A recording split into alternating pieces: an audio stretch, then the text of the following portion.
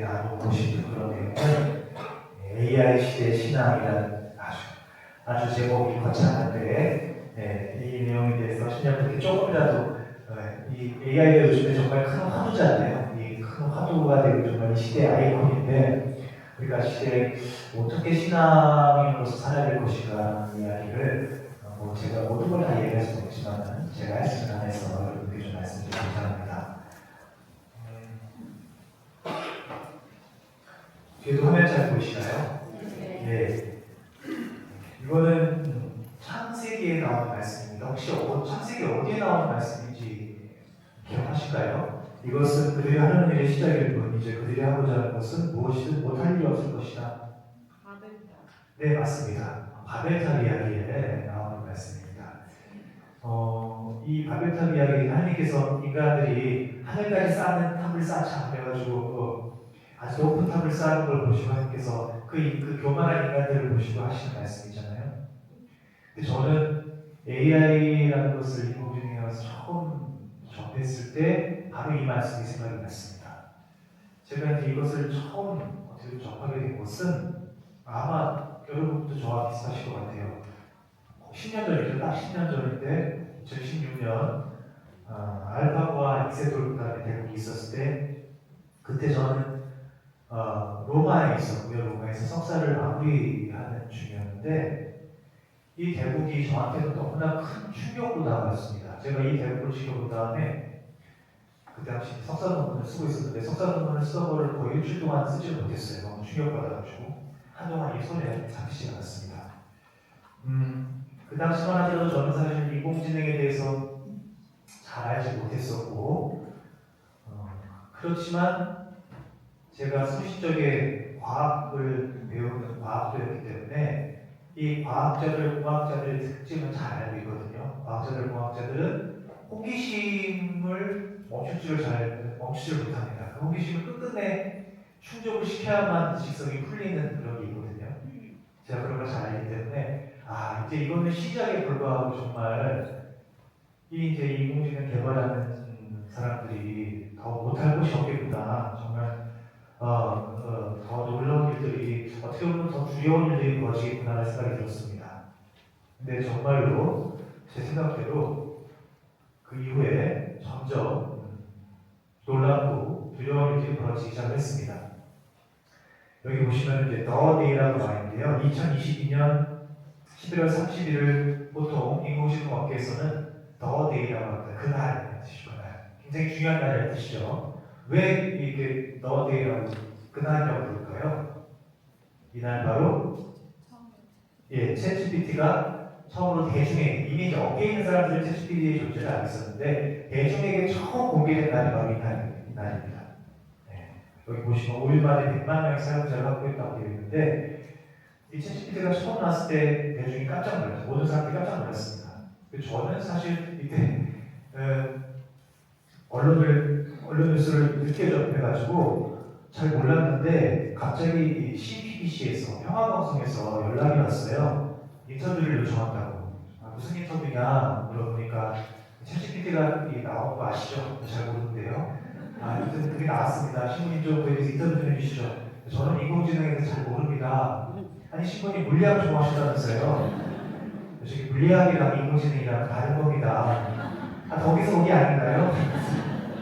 결국은 제가 챗GPT를 한번 써보고 그에 대해서 그 인터뷰를 했는데 그 인터뷰를 할 때도 똑같은 말씀을 제가 드렸어요. 그 성서 말씀 아까 말씀드렸던 이것은 이들이 하고자 하는 데 시작일 뿐 앞으로 못할 것이 없겠구나라는 그 말씀 똑같이 제가 인용을 하면서 인터뷰를 한 기억이 있습니다. 이제 인터뷰를 하고 조금 기분이 이상하긴 했어요. 제가 인공지능 이때까지는 사실은 잘 몰랐었거든요. 잘 모르고 그냥 이제 막연한 두려움만 가지고 있었죠. 두려움만 가지고 있었는데 자꾸 뭐 인터뷰 좀 들어오고 이런 걸 보니까 뭐가 좀 이게 나랑 뭐가 있나 그런 생각이 드는데 또 여기다 더해서 2024년에 파울로 베란티 신부님이라고 교황청의 AI 자문위원회 위원장으로 있는 분이 한국에 방문하셔서 특강을 한 적이 있어요. 영등성당에서 특강을 한 적이 있어요. 그때 제가 또 통역을 맡게 됐습니다. 뭐 AI에 대한 강의니까 그 공부를 제가 해야 되잖아요. 그래서 공부를 하고 통역을 했는데 또 이제 이걸 통역했다는 이유만으로 다른 또 여러 분께서 저한테 강연 좀 해달라고 부탁을 하셔서 제가 이거는 운명이다. 이거는 아주 너무너무 중요한 것이기도 하고 자꾸 이렇게 제가 얽힌 걸 보니까 이거는 제가 어떤 물리학이 사실 인공지능과 다른 분야이긴 하지만 어쨌든 이과적인 배경을 가지고 있고 보니까 이거는 내가 공부를 좀 해야 되고 내가 알아야 되는 분야인가 보다 하는 생각이 들어서 그때부터 본격적으로 공부를 하기 시작을 했고 여기저기 이제 다니면서 신자분들께 강의할 때 좀 또 제가 틀린 이야기 할 수 없으니까 공부를 하면서 여기저기 또 강의도 하고 뭐 기고도 하고 이렇게 해왔습니다. 그러다가 김천신님께서 강의 부탁하셨는데 처음에는 제가 다른 걸 가지고 강의를 할까 하다가 아무래도 요즘 세상에는 이게 굉장히 중요하다는 생각이 들어서 이 주제로 강의를 해보자. 이게 방송성당 사실 맞나요? 네. 지금 좀 약간 어두워가지고 이 사진이랑 약간 괴리가 있는 것 같긴 한데 네. 그래서 오늘 주제를 이렇게 한번 잡아봤습니다. AI 시대의 신앙이라는 제목을 잡아봤는데 오늘날 정말 AI가 무섭게 저는 무섭다는 생각이 듭니다. 놀랍다는 생각도 들지만 무섭다는 생각이 먼저 들어요. 왜냐하면 너무 발전 속도가 빠르고 너무나 빠르게 인간들이 하는 일을 대체 나가고 있습니다. 나는 AI에 대한 공부를 계속 해야 되기 때문에 저는 거의 매일 새로운 기사를 확인을 하거든요. AI에 대한 거의 매일 새로운 기사를 하는데 정말 가장 안 미치고 한 일주일마다 새로운 게 하나씩 나오는 것 같아요. 너무 빠릅니다. 발전 속도가. 자, 이런 게 빨리 변하고 빠르게 발전하는 이 시대에 과연 신앙은 무엇이고 신앙의 것의 정체성은 뭔가 이 질문을 제가 한번 이렇게 던져보면서 오늘의 여정을 소개를 간단하게 드리겠습니다. 먼저 물론 이 AI에 대한 전문 강의는 아니지만 그래도 아주 최소한 AI가 뭔지 인공지능이 어떻게 작동하는지 정말 아주 최소한의 이야기, 원리에 대한 이야기를 해야 될 것 같아서 첫 번째 1부는 AI에 대한 이야기, 원리에 대한 이야기를 좀 말씀드리고요. 두 번째는 AI가 여러 가지로 우리 인간에게 많은 혜택을 줄 수도 있지만 동시에 굉장히 위험하기도 합니다. 그래서 혜택보다는 저는 위험성에 대해서 조금 더 오늘 강조해서 말씀드리고 싶고 세 번째는 그러한 위험성을 우리가 알고 어떻게 잘 식별해서 사용할 것인가. 위험하지만 우리가 피할 수 없습니다. 저도 이 AI를 사용하면서 이거는 오늘날 피할 수 없는 것이구나. 이거를 굳이 만들어야 했을까라는 생각이 들긴 하는데 판도라의 상자를 연 것처럼 그렇게 굳이 이걸 만들어야 했을까라는 생각이 들긴 하지만은 어차피 우리는 AI 없이 살 수가 없는 그런 세상이 도래했습니다. 맞습니다. 그래서 어차피 사용할 거는 우리가 잘 사용해야 되잖아요. 어떻게 잘 사용할 것인가. 그 식별에 대한 이야기 3부 그리고 4부에는 마지막 부에는 이 AI 시대에도 신앙은 당연히 필요한데 어떻게 우리가 신앙이 필요하고 뭐가 다른가. AI는 신앙에 대해서 뭘 얘기해 줄 수 있는가, 뭘 얘기해 줄 수 없는가 그 이야기를 오늘 하나하나 좀 여러분과 함께 신여분과 함께 나눠보자 합니다. 첫 번째는 AI 바로 알기라는 제목으로 AI의 작동 방식, 역사 이런 것들 아주 간단한 이거 사실은 한 학기나 1년짜리 강의이기 때문에 이걸 다 오늘 이 시간에 설명드릴 수 없고 아주 간단하게 말씀드리겠습니다. 이게 뒤에까지 잘 보실지 모르겠어요. 요즘 AI가 글을 정말 기가 막히게 잘 뽑거든요. 제가 4가지를 여기서 골라봤는데 이 중에 AI가 쓴 것이 있고 사람이 쓴 것이 있습니다. 한번 교우분들께서 추측해 보시기 바랍니다. 맞춰보시기 바랍니다. 첫 번째, 하늘에서 내려다본 제주 바다에 등대 2개가 반짝였다. 파란 별 하나, 빨간 별 하나. 그저 아득하고 막막하게 보이던 바다가 어머니의 손등처럼 따뜻했다. 이거 인간이 쓴 걸까요? AI가 쓴 걸까요? AI가 썼다. 괜찮습니다. 이거 틀려서 써나가는 거니까요. 그래서 인간이 썼다. 네, 비슷비슷하네요. 아예 손을 안 드신 분들은 네, 이것은 인간이 쓴 겁니다. 네, 실제로 어떤 신문에 기고가 된 글이에요. 인간이 쓴 거고요. B. 커피를 내리는 동안 빛이 먼저 왔다. 창문 너머로 번진 것이 아니라 어느새 방 안 깊숙이 들어와 먼지 한 올 한 올을 들어올리고 있었다. 이거는 인간이 쓴 걸까? AI가 쓴 거예요? AI가 썼다. 인간이 썼다. 여기도 뭐 이렇게 비슷하시네요. 이것은 AI가 쓴 겁니다. 네. 제법 잘 쓰죠? 네, 제법 잘 씁니다. 세 번째, 시. 시인데요, 이거는. 아침은 늘 이렇게 아무 말 없이 왔다가 아무 말 없이 조금씩 기울어 갔다. 이거는 누가 쓴 걸까요? 이제는 도대체 이게 인간이 쓴 건지 AI가 쓴 건지 헷갈리시죠? 자, AI가 썼다. 네, 인간이 썼다. 저기 우리 앞에 계신 자매님 계속 아까부터 AI가 썼다고 계속 이거는 AI가 썼다고 생각하세요?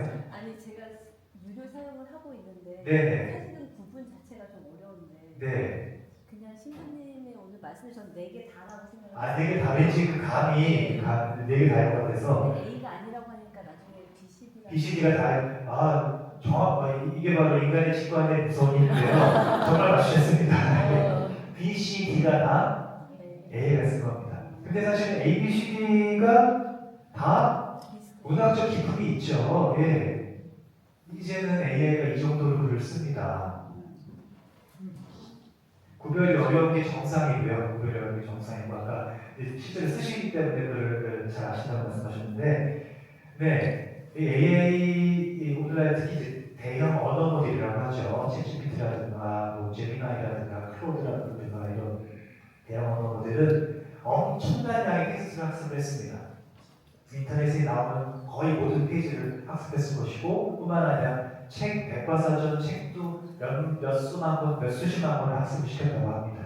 네, 그렇기 때문에 그 어마어마한 학습량으로 인간의 글과 거의 구별되지 않는 글을 막 잘 내놓습니다. 그리고 AI는 문자든 뭐 이미지든 영상이든 잘 만들어내는데요. 굉장히 잘 만들어내는데 그 내부의 작동 방식은 내부 AI 안에서 이루어진 작동 방식 모두가 다 숫자로 이루어집니다.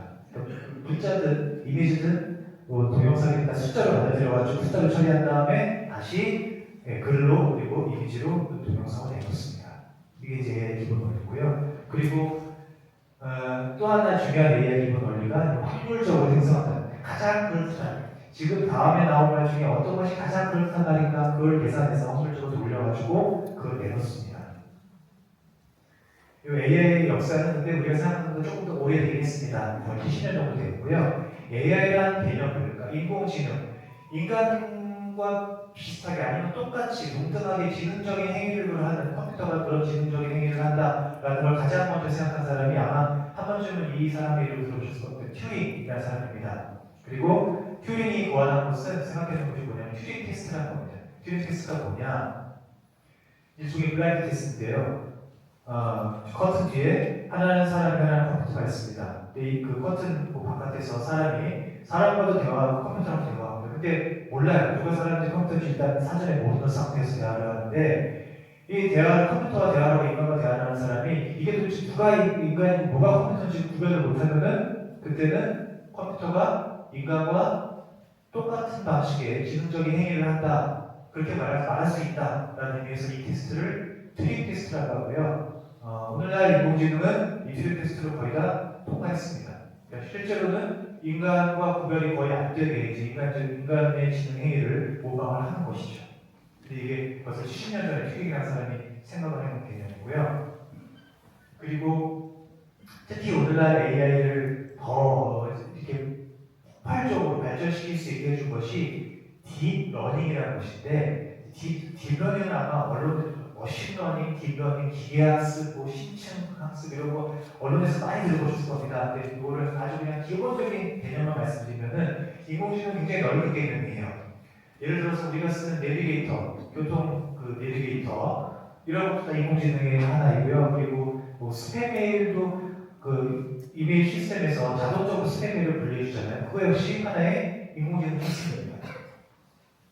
그런 아주 광범위한 인공지능, 인간의 지능을 모방하는 광범위한 인공지능 중에 특별히 오늘날 주목을 받는 것이 머신러닝, 기계가 스스로 학습한다는 머신러닝이고요. 그 머신러닝 중에서도 가장 오늘날 이제 기본적인 아까 보신 그 대형 언어 모델의 학습 원리로 쓰이는 것이 딥러닝이라는 것입니다. 이 딥러닝은 여기 나오는 것처럼 인간의 뇌의 작동을 최대한 모방하는 것입니다. 물론 인간의 뇌를 완전히 모방할 수는 없어요. 아직도 우리 과학자들이 인간의 뇌의 시기를 다 풀지 못했습니다. 인간의 뇌를 완전히 모방할 수는 없지만 비슷하게 따라하는 거예요. 어떻게 따라하냐면은 인간의 뇌의 그 기본 단위가 뉴런이라고 하거든요. 이 하나의 신경세포입니다. 이 뉴런인데 이 하나의 신경세포가 기본 단위가 되는데 이 뉴런을 모방해서 인공신경망이라는 것을 만들었습니다. 여기 보시면 사진 오른쪽 하단에 어떤 사람이 나오는데 프랭클린 로젠블리스라는 사람입니다. 이분이 이 인공신경망이라는 개념을 처음 개념을 만들고 구현을 시켰습니다. 사람의 뉴런을 한번 우리가 인공적으로 회로로 만들어보자 해서 만든 거예요. 그리고 이걸 연결시켜가지고 뭘 해보자는 건데 여기 보시면 뭐 입력이 나오고 뭐 가중치가 나오고 복잡해지는데요. 그 출판 업계에 이러한 경험이 있다고 합니다. 무슨 책이든 간에 과학책이든 수학책이든 간에 책에 수식 하나가 들어갈 때마다 그 판매 부수가 반으로 떨어진다. 경험이 있다고 합니다.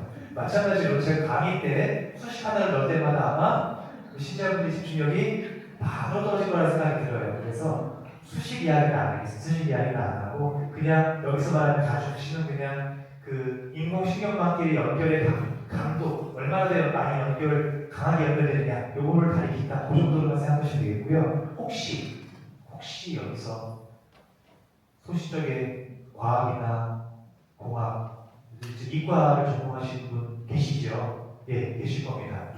그분들을 위해서 제가 조금만 더 설명드리면은 이 가중치와 입력은 행렬고 대십니다. 그러면 딱 알아주실 것 같아요. 더 이상 설명은 제가 하도록 하겠습니다. 근데 이 인공신경만 하나만 가지고는 사실 할 수 있는 게 별로 없어요. 그걸 발견했어요. 과학자들이 이거 하나 가지고 거의 할 수 있는 게 없는데 그러다가 나중에 뭘 하게 되느냐 이거 하나가 아니라 이거를 여러 개 이렇게 병렬 연결한 다음에 그 사이에 한 층을 더 쌓으면 여기 보시면 은닉층이라고 되어 있습니다. 이 중간에 있는 은닉층 하나 더 쌓으면은 그 다음에는 할 수 있는 것이 굉장히 많습니다. 역시 마찬가지로 소시적인 과학과 연출적인 공부에 전공하신 분들을 위해서 잠깐 말씀드리면 이 형태로는 수학적으로 모든 함수를 다 표현할 수가 있어요. 그럼 굉장히 할 수 있는 게 많으실 거거든요. 즉 중간에 이거 하나 쓸 때마다 문제 해결력이 굉장히 높아지고요. 이렇게 하나가 아니라 여러 개를 막 쌓기 시작하면 그때부터는 굉장히 많은 문제들을 풀 수가 있어요. 이것은 이렇게 인공신경망을 만들어서 복잡하게 그 안에다가 여러 주변층을 쌓아놓고 그 복잡한 인공신경망끼리 작용을 하게 해서 스스로 뭔가를 하게 하는 그런 기계학습 방식을 딥러닝, 심층 학습이라고 이렇게 이야기를 합니다. 그 전까지 컴퓨터는 언제나 인간이 지시를 해준 대로만 움직였거든요. 인간이 지시한 대로만, 프로그래밍 해준 대로만 움직였습니다. 그런데 이 딥러닝은 기본적으로 컴퓨터와 기계가 스스로 학습하게 하는 구조입니다. 그리고 이렇게 스스로 학습하게 하니까 그 전까지 인간이 미리 가르쳐준 것보다 훨씬 더 많은 것들을 할 수 있게 된다는 것을 우리가 알 수 있게 됐습니다. 그것이 이제 오늘날 AI 시대를 만든 원동력이라고 할 수 있고요. 그 딥러닝의 방식으로 만든 것이 바로 대중에게 가장 먼저 충격을 주고 가장 먼저 이렇게 알려지게 된 것이 바로 이 알파고입니다. 알파고가 바로 딥러닝의 방식으로 만들어진 것이고요. 이 알파고는 바둑 기사들이 둔 그 기보를 수십만 수백만 장의 기보를 스스로 학습을 했고 그 다음에 스스로 학습한 다음에는 본인이 혼자서 계속 바둑을 녹아가면서 이 기계는 지치지 않잖아요. 지치지 않고 굉장히 또 빠르게 계산하지 않습니까? 그러니까 인간은 밥도 먹어야 되고 잠도 자야 되고 또 쉬기도 해야 되고 그런데 얘는 그럴 필요가 없는 거예요. 그래서 어마어마한 양의 그 바둑 시합을 혼자서 해보면서 이것을 바둑을 스스로 학습을 했고 결국은 세계 최고의 바둑 기사라고 할 수 있는 당시 세계 최고의 바둑 기사였던 이세돌 구단을 사게. 알파고가 이세돌을 이겼다는 표현보다는 이세돌이 알파고를 하나를 한 번에 익히게 된다는 것이죠, 사실. 네. 이 전 세계가 AI의 가능성을 실감할 수 있다는 말씀이겠습니다. 저도 이걸 보고 굉장히 놀랐고요.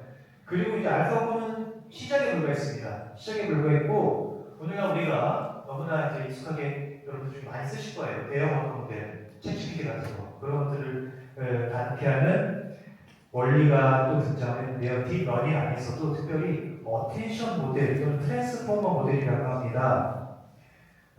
그 전까지는 이 기계한테 가장 어려운 것 중에 하나가 인간의 자연어를 알아듣는 거, 자연어를 알아듣고 처리하는 게 너무 어려웠습니다.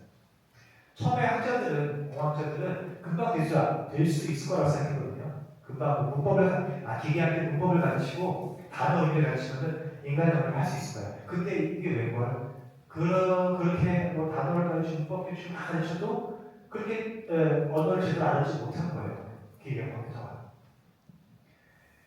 그래서 필요했던 것이 바로 프로그래밍 언어인 것이죠. 우리가 소시적에 배웠던 CWH라든가 뭐 C라든가 아니면 컴퓨터 좀 하시는 분들 어셈블리어라든가 이런 것들, 자바라든가 이런 프로그래밍 언어가 필요했던 것이 인간의 언어를 알아듣게 하기 위해서 프로그래밍 언어가 필요했던 것인데 이 딥러닝이 등장하면서 완전히 바뀌게 됩니다. 어떻게 바뀌게 되느냐? 사람이 이 문법이랑 단어를 가르치는 것이 아니라 기계랑 텍스트를 그냥 보면서 스스로 학습하게 하는 거. 어떻게 스스로 학습하는가? 아주 많은 텍스트를 한 번에 다 파악을 합니다. 그냥 이 단어 순서대로 보는 것이 아니라 한꺼번에 이 텍스트를 봐요. 그리고서는 그 텍스트 안에서 단어와 단어 사이에 문장과 문장 사이 연결고리를 스스로 파악하게 합니다. 이 원리를 어텐션 모델이라고 합니다. 또는 트랜스포머 모델이라고 해요. 이 어텐션 모델, 트랜스포머 모델을 통해서 드디어 기계가 사람 말을 알아듣고 그것을 처리하고 심지어 사람과 똑같이 언어를 생성할 수 있게 됐습니다.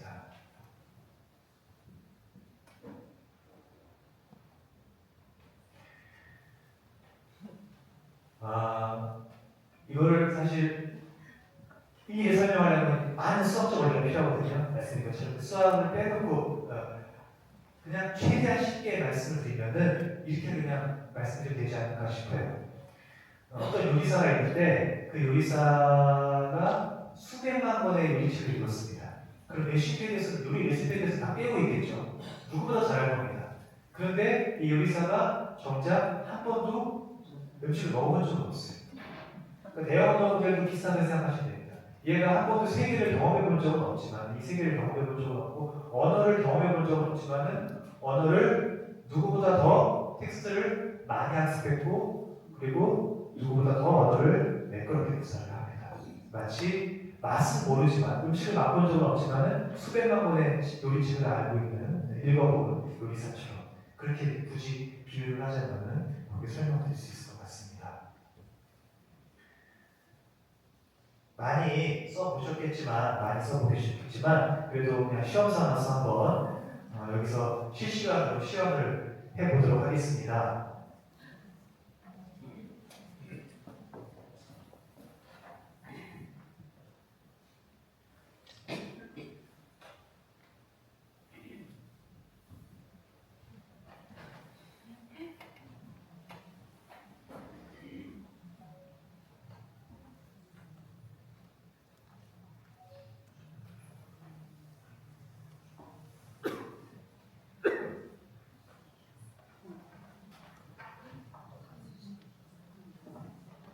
뒤에 보이시나요?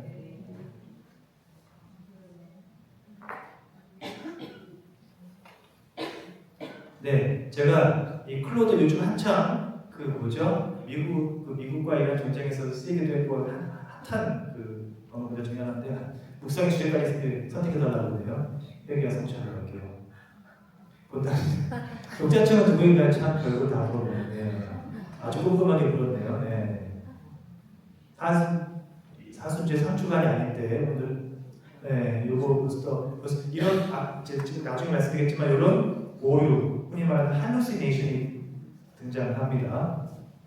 제가 한번 이 AI가 쓴 묵상을 읽어보겠습니다. 오늘도 우리는 똑같은 아침이 많습니다. 어제와 다르지 않은 걸로 거울 앞에 서고 어제와 비슷한 말을 하고 어제와 크게 다르지 않은 하루를 살아간다. 그런데 주님께서는 오늘 바로 이 평범한 일상 가운데서 우리에게 주님이 묻습니다. 너는 변하였느냐? 회개는 거창한 결심당이다. 회개는 멈추는 것이다. 잠깐 내가 지금 어디로 가고 있는지 돌아보는 것이다. 여러분 어때요? 웬만한 강론 제 형님께 죄송한 말씀드리지만 어쨌든 저를 포함해서 웬만한 강론보다 그렇다하기도 하죠. 네. 아까 뭘 또 하려고 했었지? 네, 이처럼 아주 글을 묵상을 포함해서 강론을 쳐달라고 해도 매끄럽게 이렇게 생성을 해놓고요.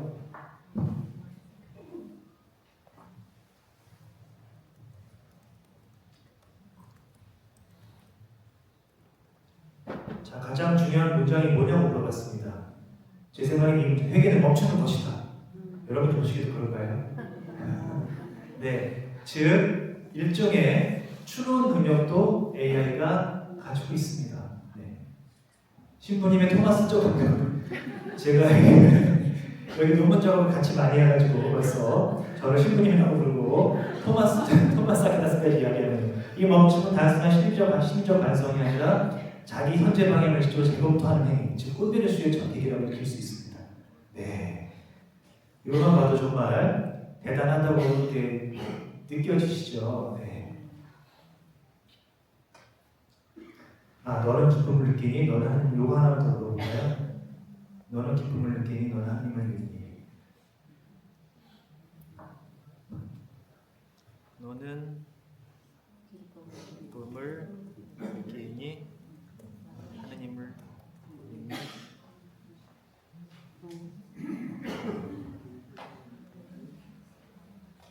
네, 뭐라고 대답하는지 궁금하네요. 네, 좀 심사숙고중입니다. 기쁨 중 느낀다고 말하였습니다. 네.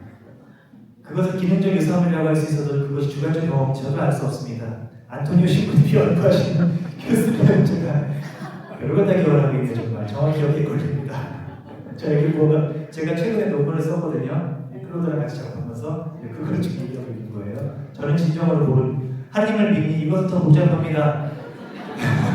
저는 믿음의 주체가 될 수 없습니다. 믿음은 특히 토마스 아퀴나스에 의해서 복잡하게 얘기하고 있어요. 복잡하게 다루고 뭐 하면서 제가 솔직하게 말씀, 저는 믿을 수 없는 존재이고 믿음의 가치를 선명하게 참 아주 말도 그럴듯하게 하네요.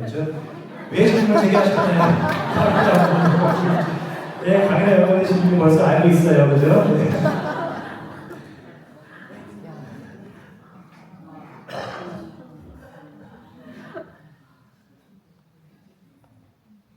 네, 그렇습니다. 이런 수준까지 지금 와 있습니다. AI가. 어떤 분들은 AI가 그냥 그냥 들었을 말만 해놓은 생성하는 거지 뭐 얘가 생각을 할 줄 알겠어, 이해할 줄 알겠어 이렇게 말씀하실 수 있는데 제가 머리를 공부를 해보고 써본 결과로는 분명한 추론 능력과 이해 능력이 저는 있다고 보고 있습니다. AI가. 그리고 앞으로 점점 더 발전할 것입니다.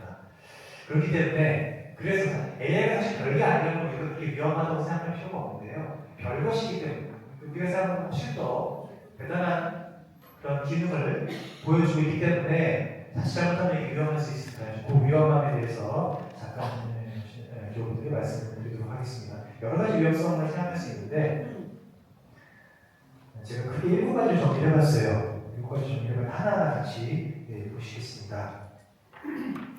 먼저 가짜 관계. 왜 제가 가짜?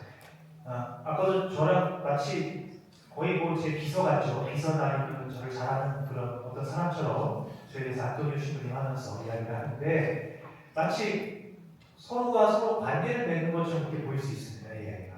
근데 우리가 관계를 맺으려고 하면 관계라는 것은 사람과 사람이 맺는 것이잖아요. 사람과 하나님이 맺든 사람과 사람이 맺든 우리가 사람이 아닌 존재와 어떤 관계를 맺을 수는 없습니다. 진정한 의미에서 관계. 예를 들어서 물론 흔히 반려동물, 애완동물 얘기하지만 사람과 사람의 관계와 같은 그런 관계를 맺을 수는 없잖아요. 더더군다나 AI와는 그런 관계를 맺을 수가 없습니다. AI는 기본적으로 가장 그럴듯한 말을 하게 설계되어 있어요. 그러니까 인간이 좋아하고 되게 솔깃하고 제법이네라는 그런 생각이 들게끔 한 그런 말을 하게끔 설계가 되어 있는 것이지 얘가 정말로 우리가 무슨 어떤 진정한 관계를 맺고자 하기 때문에 그런 공감할 수 있기 때문에 이런 이야기하는 것은 아닙니다. 게다가 이 AI의 특징이 마치 아주 판단하는 경청을 해주는 것처럼 보이고 24시간 대기하잖아요.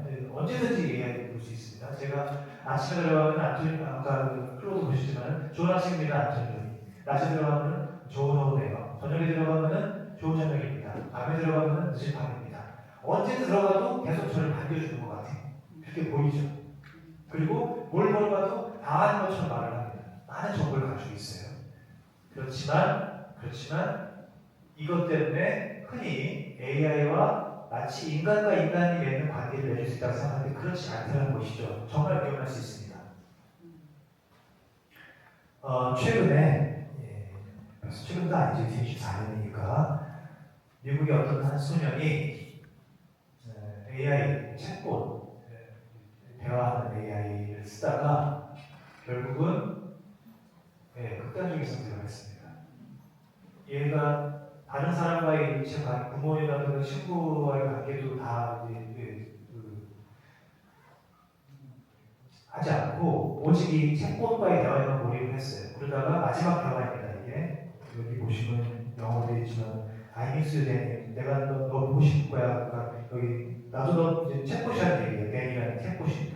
나도 너 보고 싶을 거야. 이 어떤 맥락이냐면요. 내가 지금 너무 이 세상에서 괴로워. 그러니까 나는 죽어서 너와 함께 영원히 있는 천국에 가고 싶어 하니까 이 AI가 그래 내가 너와 함께 영원히 있을 거니까 지금 당장 죽어 이렇게 하는 겁니다. 그래서 결국 이 소년이 극단적인 선택을 한 거예요. 네. 이런 AI는 사실 인간도 저렇게 말을 못하겠죠.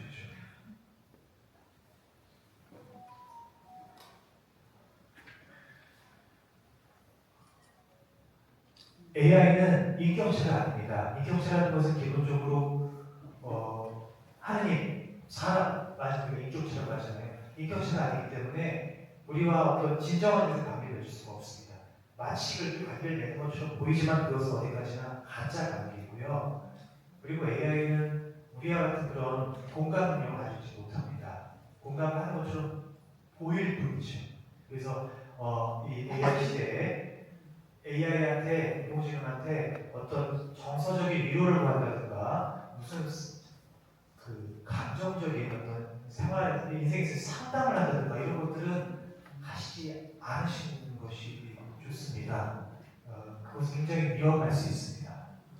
왜냐하면 얘는 공감을 모르기 때문에 그렇습니다. 두 번째 위험은 이 말 많이 들어보셨죠? 딥페이크, 가짜 영상. 그리고 합성, 가짜 영상이나 가짜 그림을 합성해가지고 아주 나쁜 데 많이 쓰이죠. 얼굴과 목소리를 정교하게 합성해서 가짜 영상 제작을 합니다. 이것 때문에 무슨 회의 영상을 가짜로 만들어가지고 어떤 홍콩의 어떤 회사의 어떤 직원이 사기를 당해서 34억을 쏘고만 사건이 있었고요. 그리고 유튜브에 이런 영상 많이 올라옵니다. 이런 가짜 합성 영상 굉장히 유튜브 보실 때 조심하셔야 돼요. 이런 가짜 영상 굉장히 많이 있습니다. 최근에는 교황 레오 14세께서 어떤 걸 말씀하셨다고요. 가짜 영상이 올라와가지고 신자분들이 혼란스럽게 했는데 그런 것들 이 영상, 가짜 영상 사실 전문가들도 구별하기 힘들어요. 그래서 이 내용을 보시고 꼭 확인을 하셔야 됩니다. 이게 정말 이런 있었는지 아닌지를 꼭 확인을 하셔야 됩니다. 여기 보시면은 교황님이 흰색 패딩을 입고 계시는 사진입니다. 언제 이걸 입으셨을까요? 안 입으셨어요. 입으신 적이 없습니다. 이게 딥페이크예요. 너무 그럴듯하죠. 너무 그럴듯한데 하나를 보시면은 이게 가짜 영상이구나를 아실 수 있어요. 어디를 보시면 아실 수 있어요? 잘 보시면은 네? 손 어디? 오른쪽 손에 왜 그게 가짜라고 생각하시죠? 뭔가 들었는데. 그렇죠. 들었는데 오른쪽 손에 무슨 뭐죠? 테이크아웃 커피잔을 드셨는데 손 모양이 그게 소명이 이상하죠. 네, 맞습니다. 그걸 보면 가짜인 걸 알 수 있어요. 그 다음에 또 하나 문제가 되는 것이 환각 현상입니다.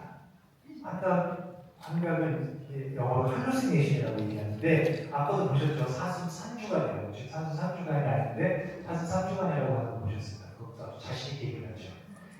AI가 거짓 정보를 아주 자신 있게 얘기해요. 인간은 뭔가 거짓말을 하든 아니면 뭐가 확신이 없을 경우에는 머뭇머뭇거릴 수 있잖아요. 그런데 AI는 아주 자신 있게 그럴듯하게 이야기를 합니다. 왜? 얘는 AI가 무슨 도덕적으로 선거하는 걸 모릅니다. 예. 도덕적으로 악해서가 아니라 그냥 뭐든지 그런 텍스트를 생성하게 하게끔 되어 있는 것이 AI의 원리인 것입니다.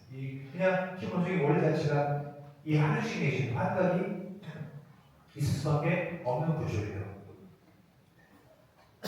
요즘 판사님께서 그렇게 아주 힘드시다고 해요. 왜 힘드시냐면은 그 변호사들이나 아니면 이제 그 소송을 거는 분들이 내는 소장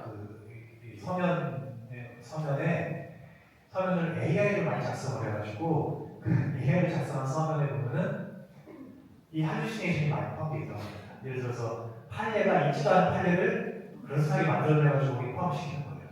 그래서 일단 요즘에 그 판사분들이 하는 것 중에 하나가 이게 AI가 쓴 건지 인간이 쓴 건지 먼저 보고 AI가 쓴 거 같다 하면 잘 읽지가 않는다고 합니다.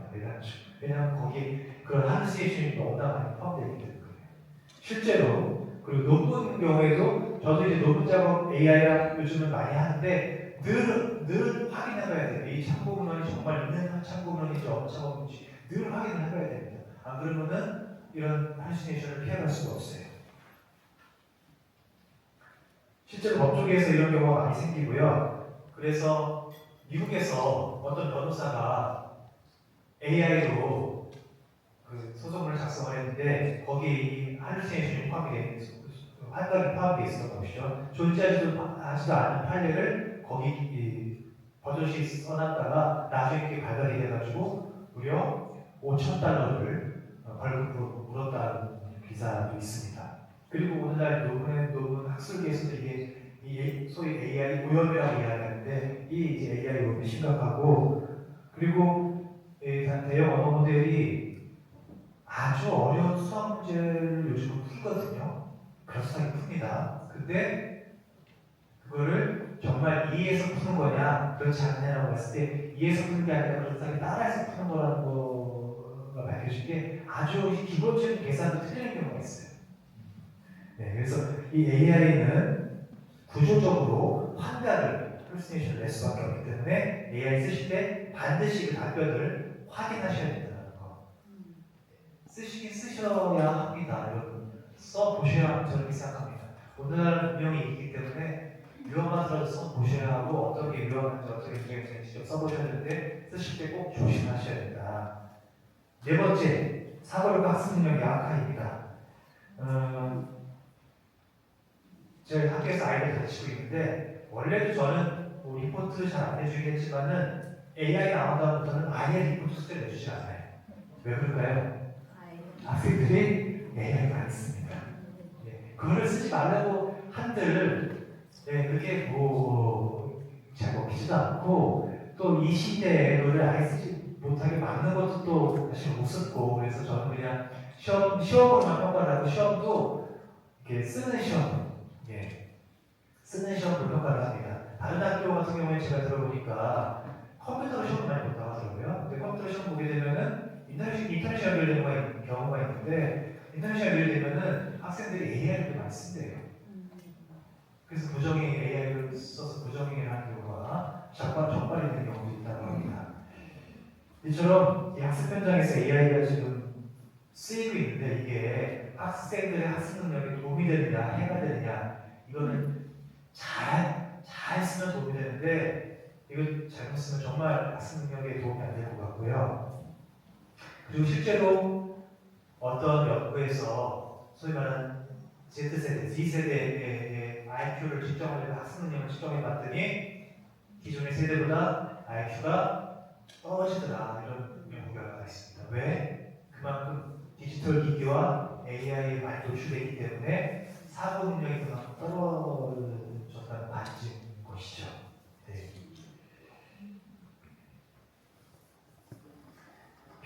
합니다. AI는 바로 답을 주기 때문에 편리하고 시간도 절약해 주는 것 같고 심지어는 뭐 이제 내가 일단 검색도 사실은 굉장히 예전에는 검색 인터넷이 없던 시기에는 검색이라는 것도 상상 못했는데 지금 검색을 할 수 있지만 검색이 필요가 없는 시대가 되긴 했죠. 그리고 아주 깔끔하게 정리된 결과를 주기도 하고 그런데 이 편리함이 빼앗는 것이 분명히 있습니다. 사고력 그리고 아주 깊이 생각하면서 묵상하는 힘 그리고 스스로 판단하는 능력 저희도 이해는 아닙니다. 신부들도 이해는 아니에요. 최근에 교황 14세께서 교황님께서 한 세미나에 참석, AI 관련 세미나에 참석하셔가지고 이거 강조하셨어요. 신부들 제발 AI로 갖고 쓰지 말라고 강조를 하셨습니다. 네. 유혹이 될 수 있죠. 저는 이제 뭐 강론을 매일 쓰지 않기 때문에 학교에 있으니까 강론을 매일 쓰지 않지만은 강론을 매일 쓰는 신들끼리 유혹이 될 수 있습니다. 그렇지만은 AI로 강론을 쓰면은 한번 이게 이제 맛을 들기 시작하면은 그다음부터는 손 쓸 수가 없게 됩니다. 이건 사실 제가 신부들께 얘기하는 것이 신녀들께 얘기하거든요. 어떤 경험이 있냐면요. 저 가끔 명동 성당에서 영어 미사 부탁을 받아서 미사를 진행할 때가 있습니다. 그럴 때 가장 부담되는 게 뭘까요? 영어 미사 자체는 그게 부담이 안 돼요. 강론이 부담이 돼요. 강론 영어를 써야 되니까 부담이 되는데 강론을 영어를 쓴 다음에 한 번은 제가 AI도 아니고 내용 언어들도 아니고 그 뭐죠? 영어 교정 프로그램, 영어 문법이나 표현을 교정해주는 프로그램을 한번 쓴 적이 있어요. 그래서 제가 쓴 영어 문법을 거기다 이제 한번 교정을 맡겨가지고 교정해준 걸 가지고 강론 때 올라왔는데 제가 강론 읽다 보니까 뭔가 왜 이렇게 이상한 거예요. 보니까 영어 문법이나 표현이 굉장히 매끄러워졌는데 제가 뭔가 강조하고 싶었던 그런 표현들이 아주 밋밋하게 되어버렸어요. 이게 제 강론이 아니게 되는 것이죠. 제가 본론을 직접 써서 교정만 한 경우에도 그런데 하물며 AI한테 강론을 맡겼다? 이건 사실은 영원히 없는 강론이 되겠죠. 네, 그래서 인간이 할 수 있는 거, 인간이 하는 것은 인간이 해야 된다.